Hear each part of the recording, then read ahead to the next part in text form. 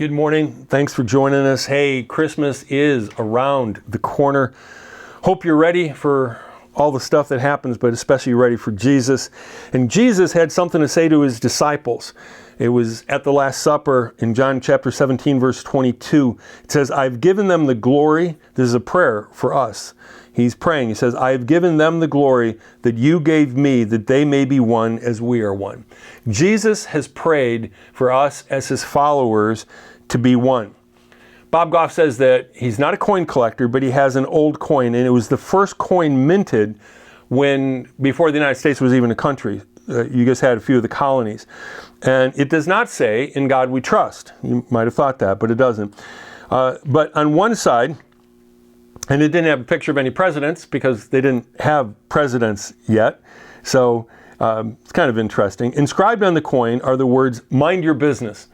Now, it's not saying, mind your business like we use it today, although we'll talk about that in a moment. It was referring to the small businesses people had in the colonies. The coin was reminding people not to butt in or be nosy, but to work hard. When we have our heads down working hard on something big and meaningful and laden with purpose, we will be so busy doing the important things, we won't waste our time being distracted by what other people are doing.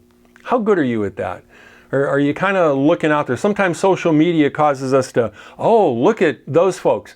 And I'm sure you've heard it before, but don't compare your real world to other people's social media world. It's somewhat illusory. I don't put the worst pictures of me out there. I try to put good pictures of me out there. Every once in a while people say, that's a great picture of you. And I'm like, really? I don't think that looks like me. Facebook couple times has said that someone was me when it wasn't. It was just some old white-haired guy. That's another story. But Bob Goff does say that his wife, he calls her Sweet Maria, sometimes she does say, mind your business, not meaning your work, but keep your nose where it belongs, so to speak. Keep your eyes on your own paper. And there's an upside to that. Do you know where the expression mind your P's and Q's comes from? I believe it was from nosy bartenders. And people would tell them to mind their pints and quarts, mind your P's and Q's.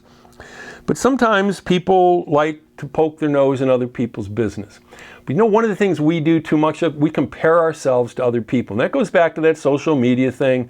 There's all sorts of ways that we can compare ourselves to other people. The Bible instructs us in a number of ways. Don't do that. You can look to Jesus, not so much in comparison, but fix your eyes on him. He's the author and perfecter of your faith. That's what it says in Hebrews. So fixing your eyes will keep you from being broken. See what it says there? Fix, not broken. Okay? I love what Bob Goff says here. God delights in what he is doing in your life. Do you believe that, man? I circled that a couple weeks ago when I read it. Just trying to think, God delights what he's doing in my life. He is intentional. I can't always see what he's doing, but I know what he's seeking to do. Heidi shared this devotional video thing with me the other day. We talk about retirement. I don't plan on retiring, but this preacher was saying that it doesn't say anything about retirement in the Bible. What it does say is it talks about refinement. And God is still refining me. And he's still refining you. And what is the thing God is always doing in our lives? Reshaping us, molding us into the image of Jesus. That's what it says in Romans chapter 8, verses 28 and 29. All things work together for the good to them that love God and are called according to his purpose. The next verse explains it, that we're being reshaped into the image of Jesus. But I love this. Day to day, do I feel like God delights in what he's doing in my life? Probably not. But I know when I delight in something, and to think about that. God delights in what he's doing in your life, even though it might look and feel a lot different from what God is doing in someone else's life right now.